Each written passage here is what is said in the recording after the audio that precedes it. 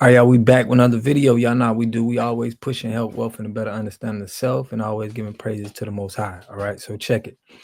California is on fire right now. Right now, if y'all new to my channel, I've did videos about Hawaii, about what happened in North Carolina.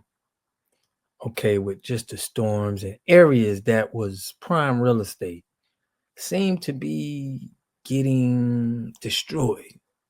So I just thought about it and, thought about, we come in a time, the modern time is, a way to steal land has become more sophisticated. So they're using more and more tactics. So we can't really downplay this. We can't really downplay anything that's a area of value. And we know California is rising up, is very the cost of living is high. So could this be a tactic of them trying to get people out of there? Because people are exiting out of there, moving out of there. That's what I think. But if you're new to the channel, my name is Rod the Water God. I give you content on health, wealth, and better understanding of self. And I think it may be something up with this. Now I'm going to go over this clip and show y'all live of what's going on. And I want y'all to let me know what. A lot of businesses lost. We saw cleaners that was on fire. So that toll is going to continue to grow. We'll send it back to you. Yeah, that wind, we see you getting tossed around, and Star is joining us here as well right now to talk about the winds and the situation. And it really depends where, right? What part of town we're talking about. Where GG's in Pacific Palisades, and then where we're going to take the shot where Coco is in the Eaton fire in Altadena. Yeah, we have not just our sustained winds that are gusting up, and I'll be talking about that in a second, but also our wind gusts. Those are going double the mile per hour range there in some of the area. We have tons of weather impacts to get through today, and then I do want to break down a little bit of traffic. We do have some closures across a lot of the area this morning, or this afternoon. Our fire dangers are going to continue to be those strong Santa Ana winds, where we are seeing things kick up or could go anywhere from 20 to over 40 miles per hour, and those gusts upwards of 80 or plus across some of the area. Bringing you in on one of those closures, this is going to be in the Pacific Palisades area. This is going to be because of that Palisades fire. We do continue with PCH being closed in both directions. So from that McClure tunnel in Santa Monica all the way through the Las Flores Canyon Road in Malibu. And we also have that Topanga Canyon closure from Mulholland Drive all the way down through a PCH. So again, you are wanting to avoid this area. The closures are expected to continue past this afternoon. We do have a reopening of some areas here across the Hurst fire closures.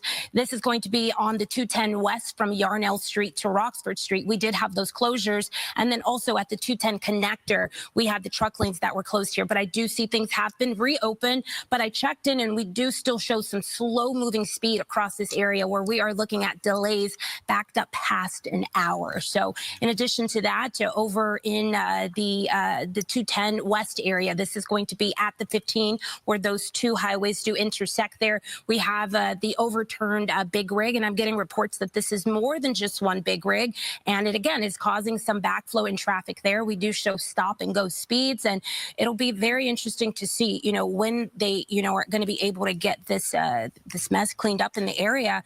And again, it just goes to show you with these gusty, windy conditions on any day, without these alerts being put out, we talk about how our wind gusts do have the potential to overturn, big profile vehicles, and this is the classic case of that. We had it happen today, not just with this one vehicle. It's looking like there's multiple out there. And I want to bring you in on a live camera here. This is the 210 west at Vernon Avenue. While traffic is moving well in both directions, we do still see that plume of just smoke out. And this is going to be from the Eaton Canyon fire there, where, things are just not looking good out there, guys. Yeah, speaking of Eaton Canyon and the Eaton fire, let's go to Coco right now. Oh. Good morning. We are at El Molino and Calaveras, and you just see the firefighters working so hard out here to try to salvage what they can of the Altadena Baptist Church. But you can see that it is completely engulfed in flames. It has gotten even worse since I last spoke with you. But firefighters from the LA County Fire Department did arrive here on scene because they're trying to save the home, the building that's next door to this church, because what happened was the church continued to go up in flames, and then the trees and the bushes next to it started to ignite. So that's currently where a firefighter is standing right now to try to put out the flames, try to put out the hot spots. But there's also embers flying everywhere, and we've noticed that those embers have been starting more fires throughout this neighborhood here on El Molino and Calaveras. So obviously a very serious situation here. Firefighters using all the possible resources they can.